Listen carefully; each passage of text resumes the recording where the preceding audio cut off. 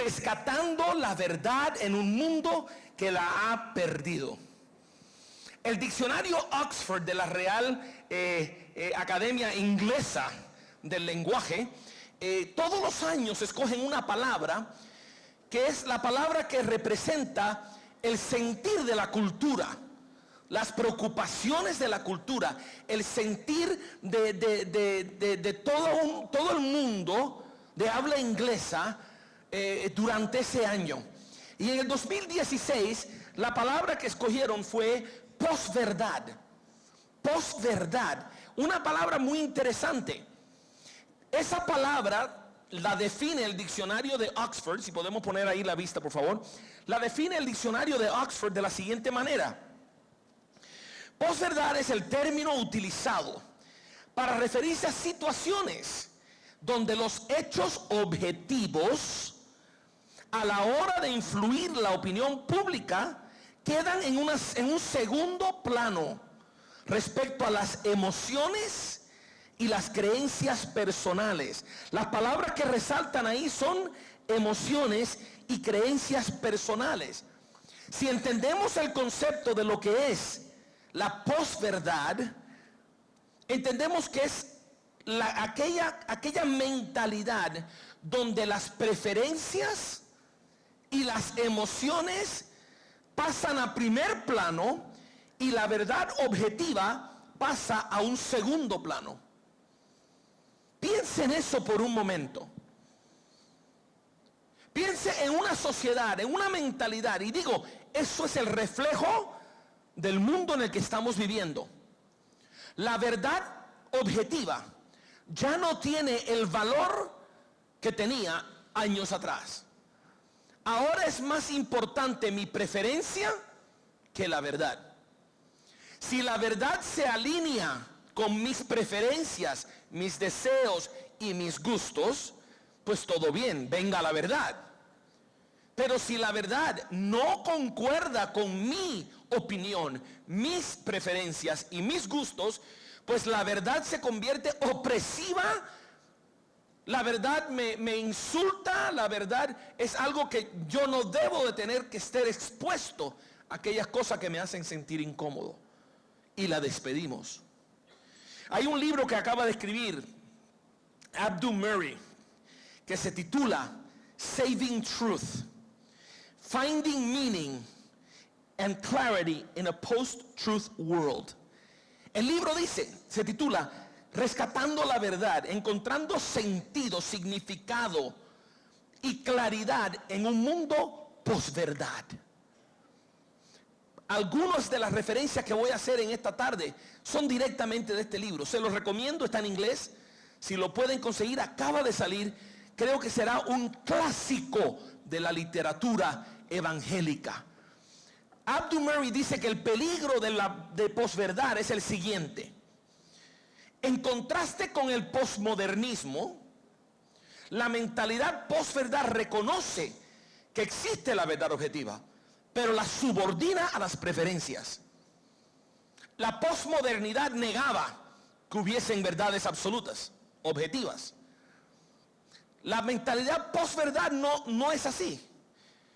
Reconoce que existen, pero las reducen, las subordinan a un segundo plano. Esto es peligroso, pues la lógica y la evidencia no tienen la misma influencia sobre la mentalidad posverdad que tuvieron sobre la posmoderna. O sea, la lógica, poder hablar con alguien y usar un argumento razonable, racional, lógico para demostrarle el error de su pensamiento, funcionaba con una persona posmoderna, pero con la mentalidad posverdad no funciona. Dice Abdul Murray, en una era posverdad, si la evidencia se alinea con nuestras preferencias y opiniones, entonces todo está bien. Si no, entonces se considera la evidencia inadmisible o ofensiva. El concepto de ofensa se convierte en una especie de solvente contra lo que se considerarían argumentos razonables. Sale el argumento razonable y lo único que tengo que decir es: eso me ofende. y ya se acabó el argumento razonable. Es el solvente. Ese es el mundo posverdad. La posverdad, cuando florece, termina siendo una cultura de confusión. Y quiero que eso sea la idea que se lleven de esta charla. Vivimos en una cultura de confusión. Y la confusión tiene que ver con muchas cosas. Estamos confundidos sobre todo. Y se los voy a ilustrar. Le voy a ilustrar. Es más, la confusión pasa a ser una virtud. Y la claridad, un pecado. Una ofensa. Ese es el mundo posverdad que estamos viviendo. Esa es la mentalidad. La confusión se abraza como una virtud y la claridad se rechaza como pecado. Y las respuestas a las preguntas importantes de la vida ya no necesitan corresponder con la realidad. Solo necesitan acomodarse a mis deseos, a mis emociones. La primera confusión que quiero resaltar es la confusión sobre la libertad. Ya Stuart McAllister les habló de la libertad anoche en una conferencia muy informática, muy buena, sobre el problema de la libertad. Pero hay una dimensión adicional sobre este tema, y es que hay mucha confusión. Al elevar las emociones y las preferencias por encima de la verdad, confundimos autonomía por libertad. Autonomía, yo, nomos, ley. Autonomía es que yo soy mi propia ley. Entonces confundimos autonomía con libertad. Aunque son palabras parecidas, no quieren decir lo mismo. Lo que hoy llamamos libertad en este mundo no lo es. Es autonomía.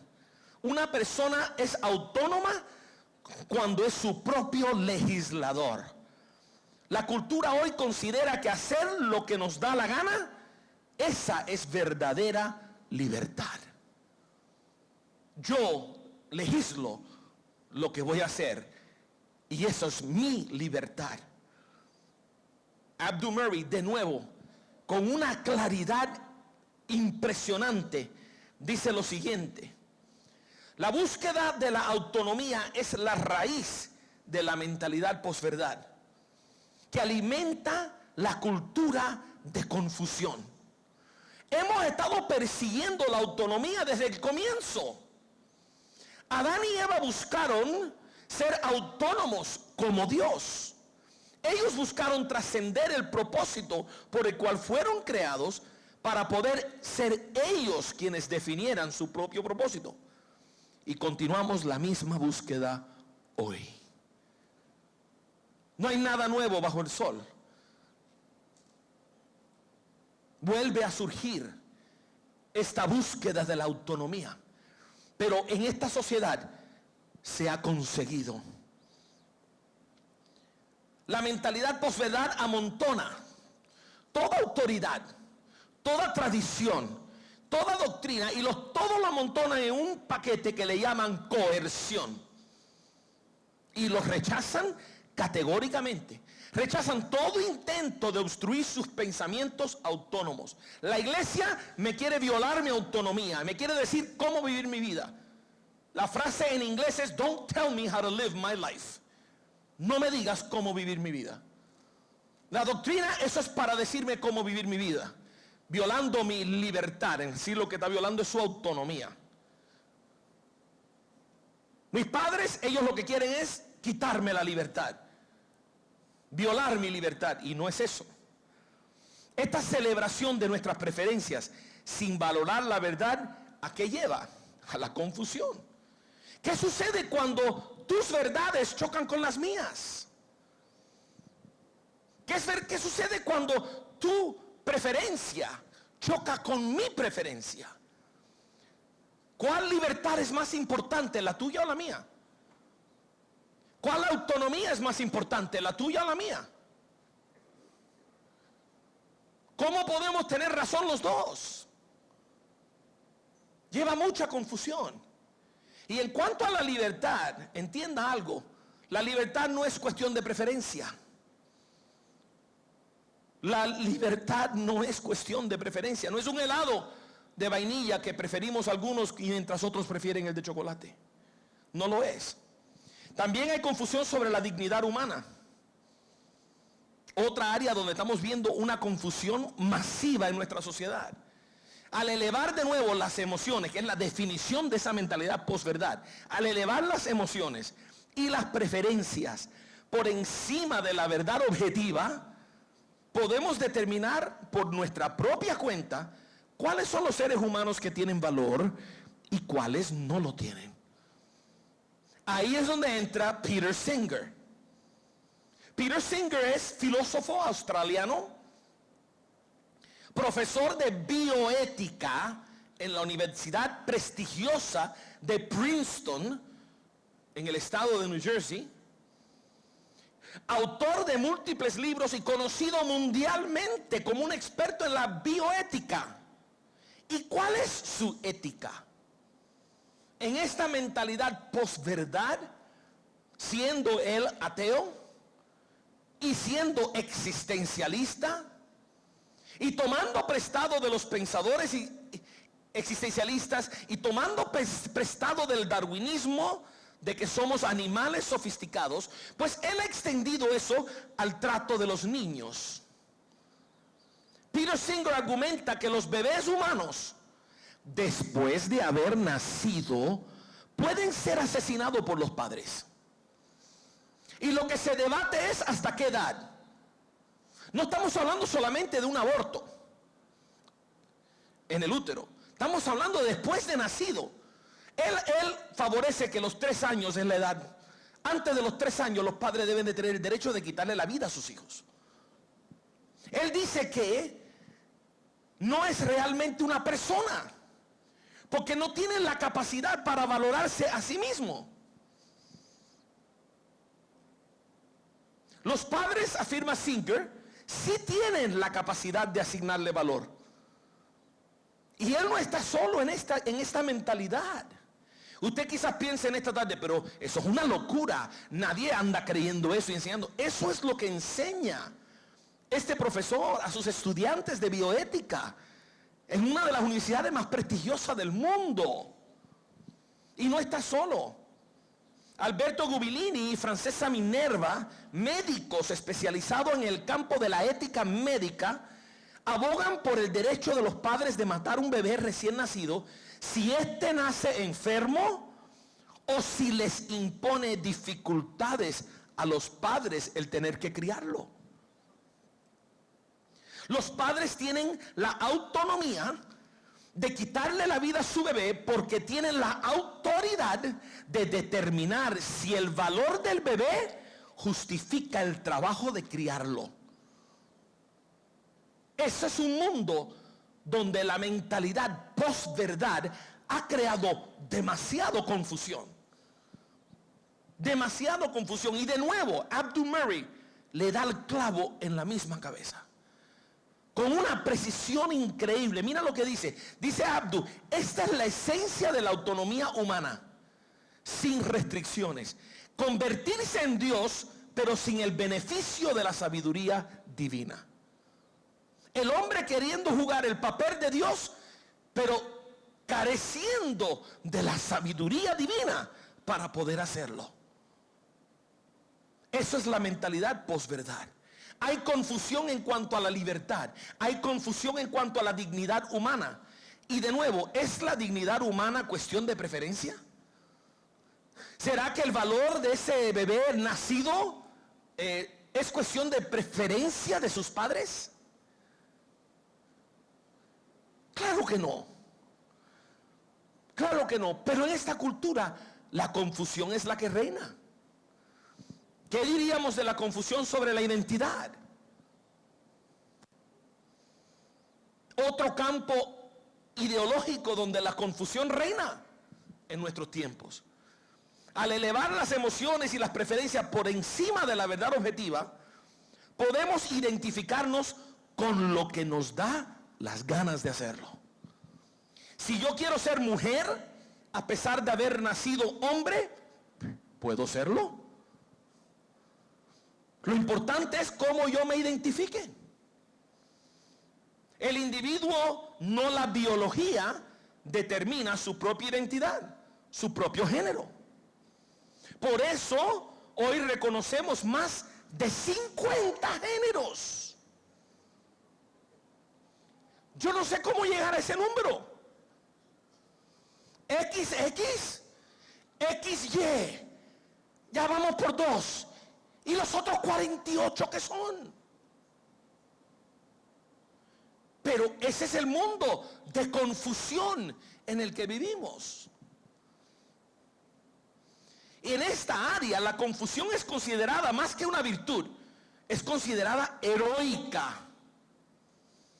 Estar confundido en esta área es un acto de heroísmo en nuestra cultura. Mientras que una persona afirma identificarse como blank, lo que sea, nadie es capaz de confrontarle con verdades objetivas. Al contrario, aplauden su valentía. Y tenemos hombres, véanlo, usted lo puede ver esto en YouTube y en otros lugares. Hay un hombre de 50 o 60 años que se identifica como un bebé. Duerme en una cuna y usa pañales. Y nadie es capaz de decirle nada. Aplauden su valentía. Por ejemplo, hay otro video en YouTube donde un hombre anglosajón blanco de 5 pies y medio llega a un campus universitario para probar, demostrar esto. Se acerca a los jóvenes y le dice: mira, yo me identifico como una niña china de 7 años y de 7 pies de estatura. Y tú ves que la gente lo mira y va al otro y le dice: mira, yo me identifico como una niña de 7 años, china y de 7 pies de estatura.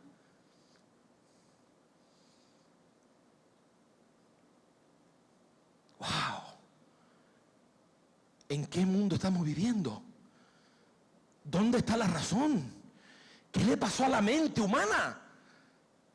La confusión. Nadie le dice nada. Todo el mundo acepta su confusión. La frase mágica que frena y rechaza todo debate es la frase: yo me identifico como. Se acabó la discusión. Con eso no puede discutir nadie. Ahora, la pregunta de nuevo: ¿será la identidad cuestión de preferencia? ¿Será la identidad cuestión de preferencia? Cuando la ciencia ha tomado la postura más firme en contra de esta confusión de género, y los científicos que han hablado y los médicos que han hablado, le ha caído la prensa, le ha caído el mundo entero, las demandas, porque lo que dicen es ofensivo. ¿De aquí a cuándo que un médico te diga que algo no está bien es ofensivo? Ese es su trabajo. Hay confusión sobre la naturaleza de la verdad objetiva. Al elevar las emociones y las preferencias por encima de la verdad objetiva, demuestra una profunda confusión sobre la naturaleza de la verdad. La verdad no puede tomar un segundo plano detrás de las emociones y las preferencias. Eso demuestra tremenda confusión sobre lo que es el concepto de la verdad. Afirmamos que toda verdad es cuestión de preferencias e ignoramos todo el campo de las verdades objetivas que regulan y rigen nuestras vidas. No tengo que demostrarle que hay verdades objetivas. Todos lo sabemos. La ley de la gravedad es una verdad objetiva. Y aunque tu preferencia sea volar, tu preferencia no puede tomar primera plana, porque sería tu última preferencia. Las verdades objetivas existen. Afirmamos objetivamente que las verdades objetivas no existen. Ahí está la locura y la confusión.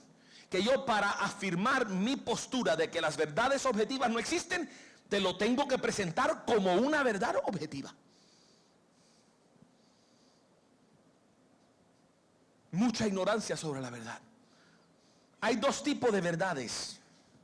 Hay dos tipos de verdades. Cuando hablamos de la palabra verdad, hay dos tipos de proposiciones que se consideran verdades. Primero están las verdades objetivas, donde lo que se propone pertenece o es relativo al objeto en sí mismo. Yo puedo decirle que este micrófono es negro. Esa proposición es una verdad objetiva, porque se refiere al objeto. Está basado en el objeto. Igual le puedo decir que este micrófono es azul. Sigue siendo una verdad objetiva, aunque es falso, no es azul. Pero estoy hablando de manera que yo no estoy hablando de mi opinión, estoy hablando de un objeto. Y esa proposición hay que evaluarla como verdadera o falsa, basado en un estudio del micrófono, para determinar si lo que se propone sobre el micrófono es cierto. Ese es un tipo de verdad, verdad objetiva. El otro tipo de verdad es la verdad subjetiva, perteneciente o relativo al modo de pensar o sentir del sujeto y no del objeto mismo. Si yo les digo, a mí me gusta este micrófono, esa proposición no tiene nada que ver con el micrófono, tiene que ver con mi preferencia y mi gusto. Eso es una verdad subjetiva, basada en mí, el sujeto que está hablando. O puedo decirle, yo odio los micrófonos, o los micrófonos son malos, o los micrófonos son interesantes. Todo eso son opiniones mías, verdades subjetivas. Y en el mundo en el que vivimos existen las dos. Pero en la mentalidad posverdad, la única que existe es la opinión, la preferencia. La otra, si existe, no es importante, a no ser que yo esté de acuerdo. Si estoy de acuerdo, entonces sí, lo aceptamos. Quiero ilustrarle estas dos verdades para que entendamos bien esta tarde este concepto. Yo creo que el helado de dulce de leche es el mejor helado que jamás se ha hecho. Por eso se consiguen galletas de dulce de leche, batidos, sirope para los helados, de Pop-Tarts de dulce de leche, todo lo habido y por haber de dulce de leche se consigue, porque es el mejor sabor que existe de helado. Para mí ese es el mejor helado del mundo. ¿Qué tipo de verdad es esa? Subjetiva. Es mi opinión. De repente a ti a lo mejor te gusta el helado de vainilla más que el de dulce de leche. No sabes lo que estás diciendo, pero bueno. No lo has probado, seguro que no lo has probado. Si lo pruebas todos concordaríamos y pasaría a ser una verdad objetiva, pero bueno, eso es otro tema. Ahora, yo también puedo decirle acerca del helado dulce de leche que es bueno para la diabetes. Ya entonces eso no es una verdad subjetiva. Ya no estoy hablando de mi opinión, ahora estoy hablando de algo que tiene que ver con el helado y el organismo humano, el cuerpo humano y el azúcar. Entonces eso puede ser verdadero o falso, pero no es cuestión de opinión. O es bueno para la diabetes o no es bueno para la diabetes, pero tu opinión y la mía no importa. Esas son verdades objetivas. Ahora vamos a hacer una pequeña prueba para ver si hemos entendido este concepto. A mí me gustan las pruebas. Yo fui maestro por muchos años y es muy difícil despegarme de las pruebas. En un lado tenemos verdad subjetiva y ese le vamos a llamar helado. Y en el otro lado tenemos verdades objetivas y a esa le vamos a llamar insulina. Entonces, cuando yo diga una verdad, una proposición, usted me va a contestar helado o insulina. Pero para que esto funcione, todo el mundo tiene que contestar a la misma vez. Así que vamos a practicarlo. antes de empezar la prueba. Recuérdense, si es objetivo, si tiene que ver con el objeto y no con una opinión o preferencia, le llamamos insulina. Y si tiene que ver con gustos, opiniones, preferencias, le llamamos helado. ¿Estamos de acuerdo? Okay. Yo tengo una camisa blanca puesta. Ok, todos tienen que decirlo a la misma vez. Insulina. Tengo una camisa azul puesta.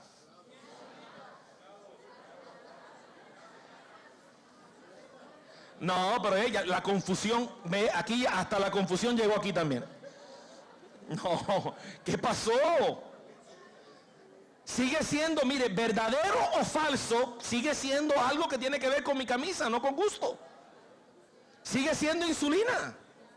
Lo único que lo que te estoy diciendo no es verdad, pero sigue siendo una declaración que tiene que ver con el objeto y no con la opinión. Vamos a probar de nuevo. Espérate, tengo miedo a hacer la prueba con ustedes. Este micrófono es negro. Okay. Tengo 4 micrófonos en la mano. Insulina. El que dijo helado todavía está confundido. Bien, ahora vamos a hacer la pequeña prueba. A ver. Primera pregunta, todos juntos a la vez. Mi camisa es verde. Buenísimo. El color verde es el color más bonito del mundo. 2 carros y 2 carros son 4 carros. Colombia es el país más bonito del mundo. Yo escuché mucha insulina por ahí. Cuidado, eso. Aunque estemos de acuerdo, sigue siendo una opinión. Próximo. Yo corro en el maratón de Boston todos los años. Insulina. Es mentira, pero siendo verdad o mentira, sigue siendo una declaración objetiva. Amar a Dios es el deber más importante del cristiano. ¿Qué pasó? Amar a Dios es el deber más importante del cristiano. ¿Es eso una opinión o una verdad objetiva?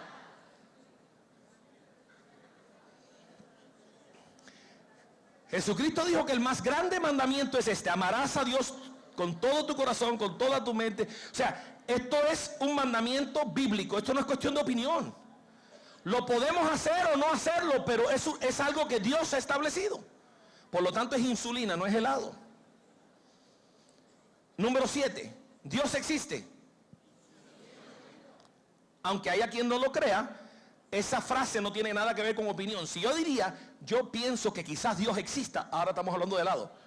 Pero si yo digo Dios existe o no existe, pero es una declaración que tiene que ver con Dios y no con mi opinión. ¿Estamos bien? Número 8. El sexo premarital es moralmente malo. Uy, qué silencio. El silencio es tan malo como la respuesta equivocada. Porque el silencio dice, no sé cómo contestar esa. ¿Tiene eso que ver con opinión? La Biblia lo establece como algo que a Dios no le agrada, como algo malo, no es opinión. Eso es insulina. Arrepiéntanse. Ya les digo. Número 9. Jesús es el único camino al cielo. Qué bueno, contestaron bien esa pregunta. Y número 10, el cristianismo es la única religión que puede salvar al hombre. Buenísimo. Esa pequeña prueba nos demuestra que es muy fácil confundir estas dos categorías.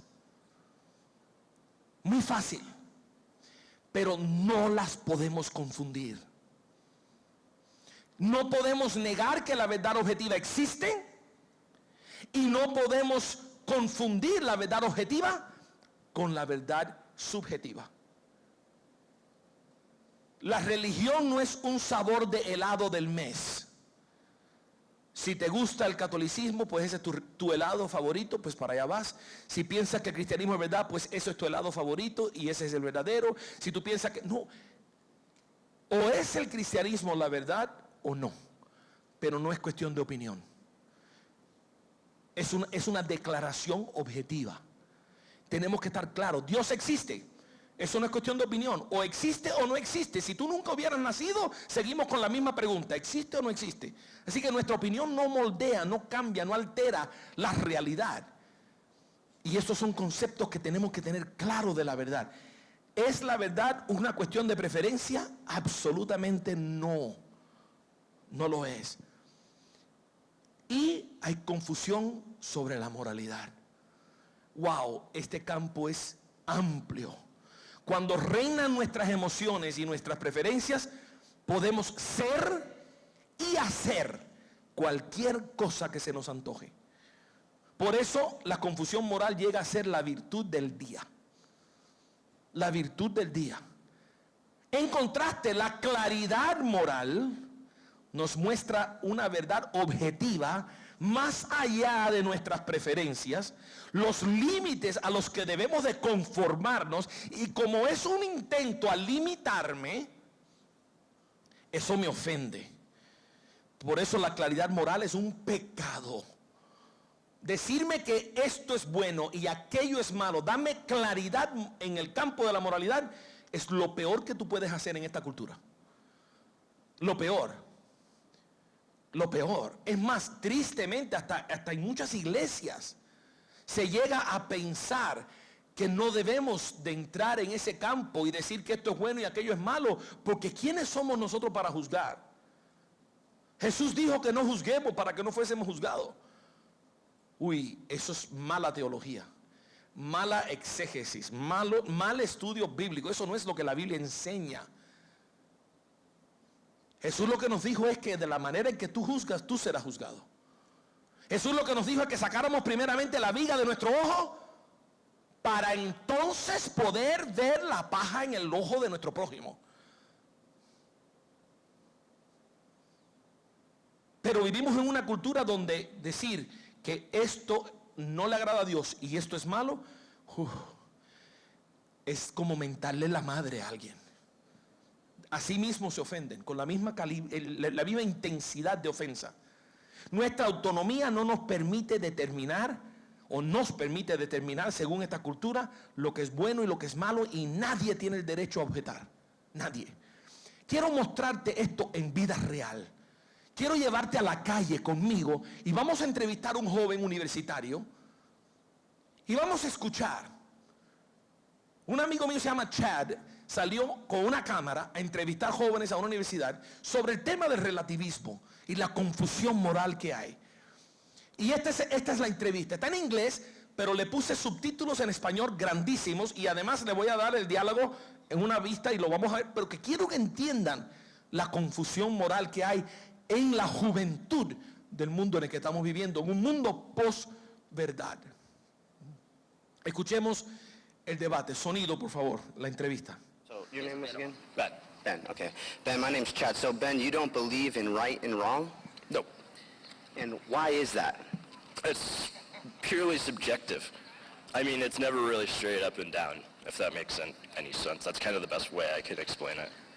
So when you think of something like torturing babies for the fun of it, you can't say that's black and white wrong. You say that it's open? I say it's cruel. But I mean, like torturing babies for the fun of it, you should be stopped. I don't believe in right or wrong, but I would stop you if I saw you doing it. ¿Qué dice Ben? Le pregunta a Chad. Ben es el joven. ¿No crees en el bien y el mal? No. ¿Por qué? Es puramente subjetivo. Nunca es realmente objetivo.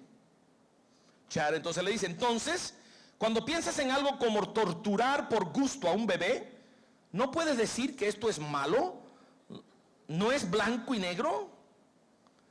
Yo digo que es cruel.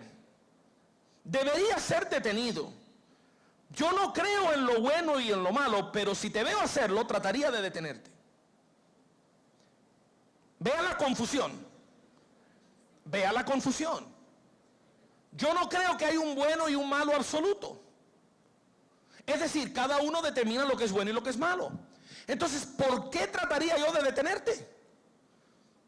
Si yo no lo quiero hacer, yo no lo hago, pero si tú lo quieres hacer, hazlo tú. Entonces, si trato de detenerte es porque yo creo que mi opinión y la tuya deben ser la misma sobre ese tema. No debemos estar torturando a ese bebé. En el momento que yo considero que tú debes pensar como yo, estoy apelando a una verdad objetiva, no a una opinión. Un estándar que está por encima de ti y de mí. Pero te estoy negando que ese estándar existe. Sigue la entrevista y se pone mejor. Of your opinion, and neither one of us has any more truth value than the other? Essentially, Just yes or no? yes. So your truth value, your opinion, has no more weight or bearing than a child molester or a rapist? They still believe what they believe, you know? Esencialmente. No, dime sí o no. Sí, es verdad, ninguno tenemos una verdad que valga más que la otra. Entonces Chad le dice, entonces el valor de tu verdad, tu opinión, no tiene mayor peso o valor que la de un abusador de menores o de un violador. Él responde, ellos van a creer lo que van a creer. Vean lo que está pasando aquí. Chad, el entrevistador, está confrontando este relativismo con contraejemplos para que el joven reaccione y se dé cuenta que su postura es inconsistente, es incoherente, y por lo tanto le saca ejemplos radicales y extremos para que salga a la luz que lo que tú estás diciendo es bobería. Pero él no está dispuesto a ceder su punto. Ellos van a creer lo que van a creer. Entonces la opinión del violador no tiene valor mayor que la mía, que yo pienso que eso es malo. Tienen igual valor. Sigue la entrevista.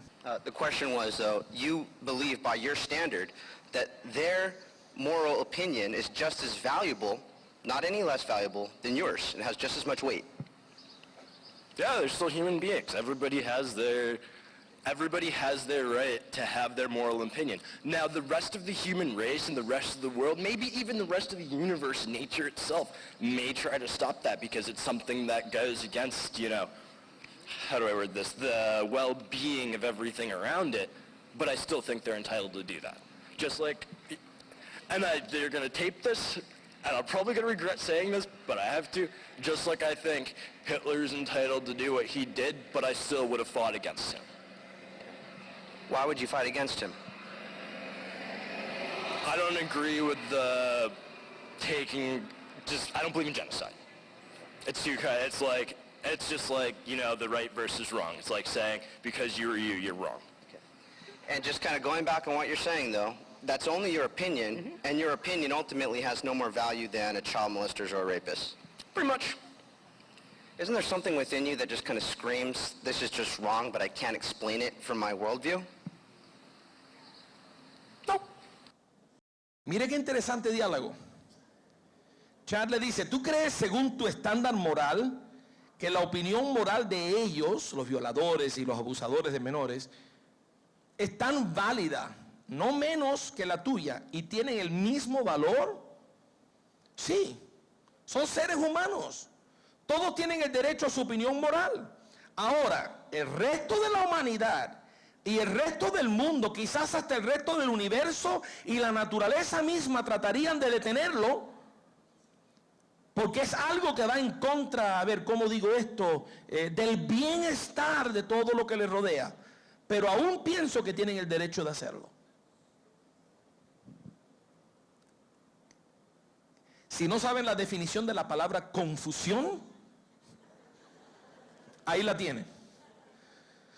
Es malo el mundo entero, la naturaleza entera, el universo te va a tratar de detener. O sea, hasta el universo sabe que es malo. Pero no, eso no es malo. Tú tienes el derecho a determinar lo que es bueno y malo para ti. ¿Dónde está la consistencia? Y entonces dice, y voy a decir esto, sé que lo está firmando y lo voy a lamentar decirlo, pero yo creo que Hitler tenía derecho de hacer lo que hizo. Pero yo hubiese peleado contra él. Es decir, En esta cultura tú no puedes decir que lo que Hitler hizo de asesinar a millones y millones de personas es algo malo.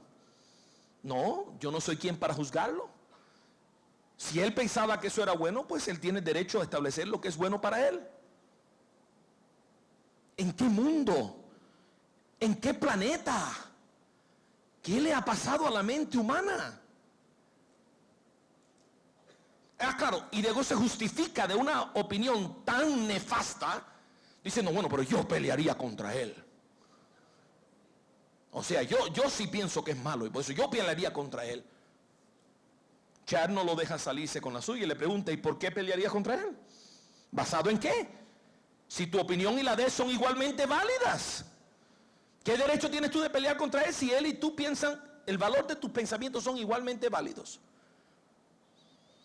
Yo no estoy de acuerdo con tomar, ya ahí se da cuenta que va a decir algo moralmente absoluto.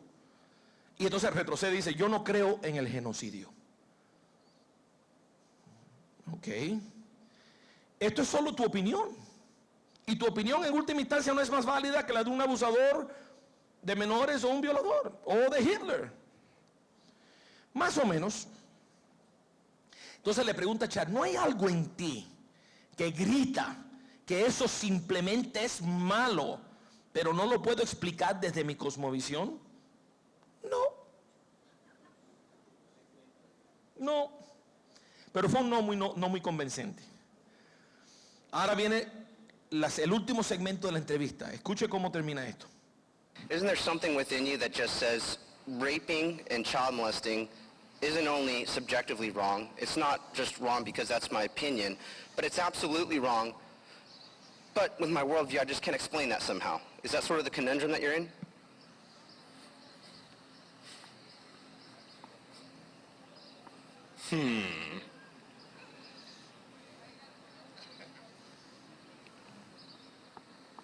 Something along those lines. Chad le dice, ¿no hay algo en ti que te dice que violar y abusar de menores no es solo subjetivamente malo? No es malo solo porque es tu opinión, sino que es absolutamente malo. Pero no encuentro cómo explicarlo desde mi cosmovisión. ¿Es ese tipo el dilema en que te encuentras? Le costó mucho contestar. Algo más o menos así. Mire, este tipo de entrevista nos debe dar, nos reímos, pero nos debe dar tristeza. Nos debe dar tristeza que vivimos en un mundo donde la juventud en su gran mayoría ha sido atrapada por esta mentalidad posverdad que crea confusión, que cuando se confrontan con la realidad no saben cómo armonizar la realidad con lo que le han enseñado. No encuentran cómo armonizar la realidad con lo que piensan. Es algo triste. Y la pregunta obvia es, ¿será la moralidad cuestión de preferencia?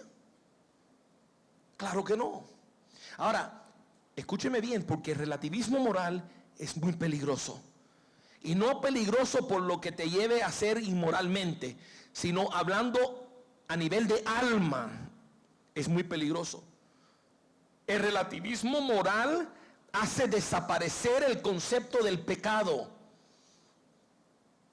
El relativismo moral hace desaparecer el concepto del pecado, porque ya no hay algo que es malo que yo no puedo hacer. Si yo lo quiero hacer, se convierte en algo bueno. El concepto de pecado se pierde. Y si no hay pecado, no es necesaria la redención. No es necesaria la redención. Y por lo tanto, el relativismo hace de la cruz un sacrificio innecesario. Innecesario. ¿Para qué murió Cristo en la cruz? Yo no necesito perdón por hacer lo que yo sé que es bueno, porque yo determino lo que es bueno.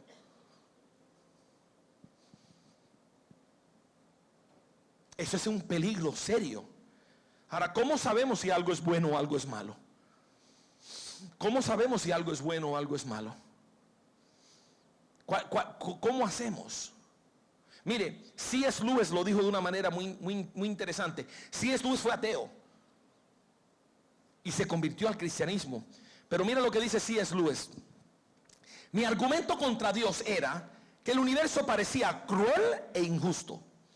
Pero ¿de dónde saqué el concepto de lo bueno y lo malo? Uno no puede decir que una línea está torcida si no tiene algún concepto de lo que es una línea recta. ¿Con qué estaba comparando el universo cuando yo le llamaba injusto? Él estaba apelando a una autoridad, a un estándar de verdad para poder determinar que el mundo era cruel e injusto. Pero ese estándar mismo es el que estaba negando al negar la existencia de Dios. Ahora, usted y yo, para ya ir concluyendo, ¿cómo respondemos usted y yo a este dilema? ¿Cómo tratamos nosotros? ¿Cómo rescatamos la verdad en un mundo que la ha perdido? ¿Qué hacer con la mentalidad posverdad que está rodeándonos en nuestra cultura? Lo máximo que podemos hacer y lo más importante que podemos hacer es apelar al estándar de toda verdad. Nuestra línea recta es la palabra de Dios. Y tratar de hacerle entender al mundo que si no hay un estándar, un punto fijo, no hay cómo determinar nada. Quedamos en el vacío de Nietzsche, flotando en un universo sin saber para dónde está el norte, el sur, sin horizonte, sin cielo, sin arriba, sin abajo, totalmente perdidos. Blaise Pascal, el pensador, en el Pensée número 33 dijo: cuando todo se está moviendo al mismo tiempo, nada parece estar moviéndose. Como en un barco, cuando todos se mueven hacia la depravación, nadie parece estar moviéndose. Pero si alguien se detiene, dilata a los demás en su rápido avance, estableciéndose como un punto fijo. ¿Qué dice Blaise Pascal? Dice: en un mundo donde todo se está moviendo, nadie se da cuenta que todo se está moviendo hasta que algo se para y deja de moverse. Entonces todo lo demás se da cuenta que algo ha pasado aquí. Algo no está bien. ¿No le ha dado a usted esa sensación los que manejan? Que estás parado en una luz y estás entretenido con algo y de buena primera te da como un vértigo que el carro se está moviendo. Y es porque con la vista periférica ves que se mueve algún carro al lado tuyo, un bus o algo, y te da la sensación de que tú te estás moviendo y pisas el freno. ¿Cómo te das cuenta que no te estás moviendo? Buscas un punto fijo de referencia y dices: bueno, no me estoy moviendo, yo estoy en el mismo lugar. Se está moviendo otro. Ese es el punto fijo de referencia, que es la palabra de Dios. Mire, le voy a enseñar un video y le voy a decir, esto no tiene sonido. Le voy a enseñar un video y le voy a preguntar si se está moviendo el avión o la rampa o qué es lo que se está moviendo. Imagínese usted que está en el asiento de un avión y usted ve por la ventana que esto está pasando. A ver, pongamos el primer video.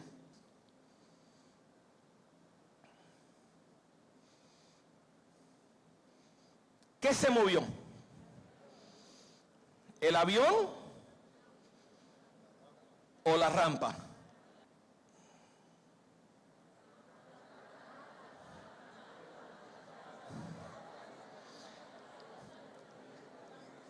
¿La rampa o el avión? Ok, vamos a ver ¿y cómo usted sabe que es la rampa la que se está moviendo? Muy equivocados. ¿El avión o la rampa? Vamos a ver el segundo video a ver si se dan cuenta de lo que está pasando. Sigue el próximo.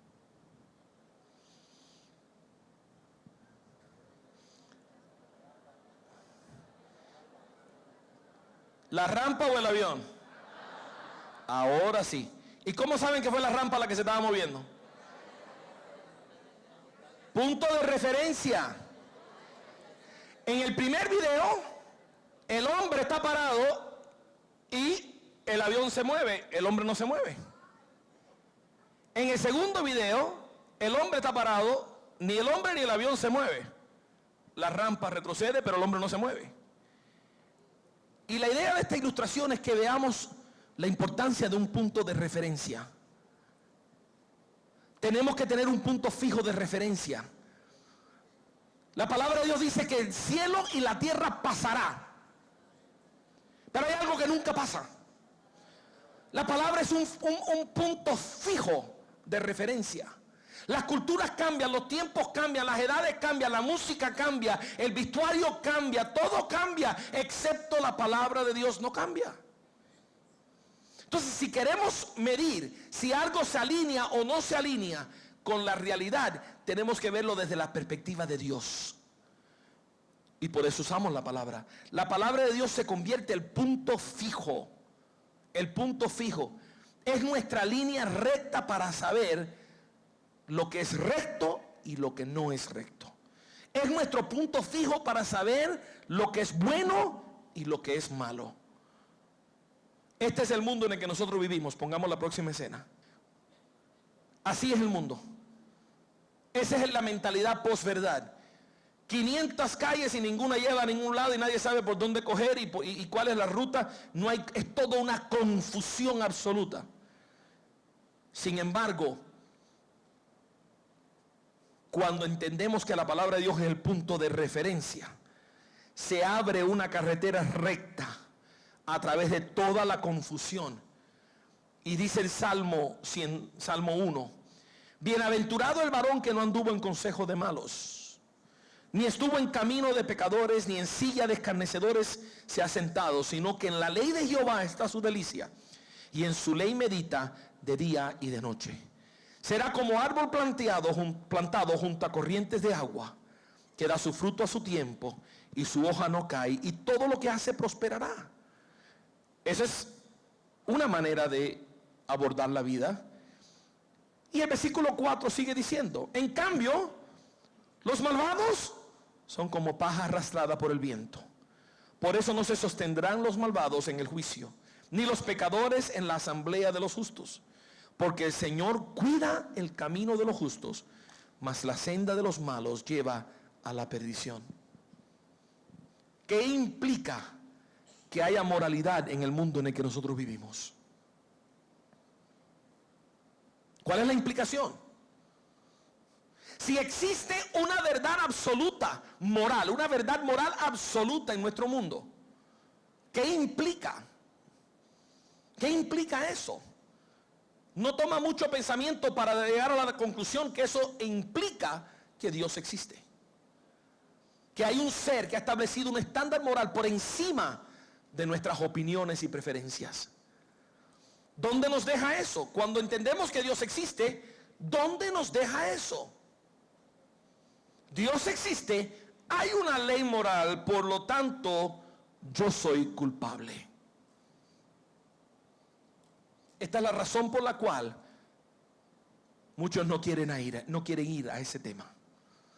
Una vez que yo reconozco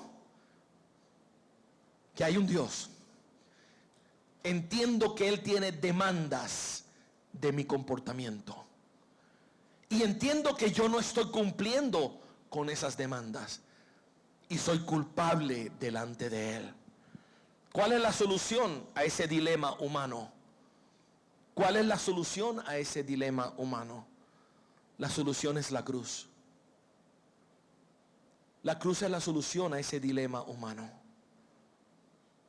El hombre, cuando reconoce que está mal delante de Dios, necesita una solución. Necesita una ayuda, una redención, un perdón. Necesita un puente para acercarse a Dios. Necesita una cuerda, un salvavidas. ¿Cómo le pongamos? La cruz es la solución de ese dilema. Por eso dijo Isaías estas palabras tan preciosas. Vengan ahora, vamos a resolver este asunto, dice el Señor. Aunque sus pecados sean como la escarlata, yo los haré tan blancos como la nieve. Aunque sean rojos como el carmesí, yo los haré tan blancos como la lana. Y en esta tarde, en esta ocasión, si estás escuchando estas palabras, si aquí en presencia, virtualmente, o quizás estás viendo este video, la solución de tu problema es estar a cuentas con Dios. Y que tú aceptes el sacrificio que Jesús hizo en la cruz del Calvario para reconciliarte con Dios. Dios no vino, como dijo Stuart McAllister, Dios no vino a tomar gente mala y a hacer la gente buena. Dios vino a darle vida a los que estaban muertos. Y eso lo hace a través de la persona de Jesucristo. Y en este momento te invito a reflexionar sobre eso. La verdad objetiva existe, Dios existe. Y Dios demanda de nosotros algo que no podemos nosotros dar. Por tanto, Él lo pagó por nosotros en la cruz. En este mismo día, arregla cuentas con Dios.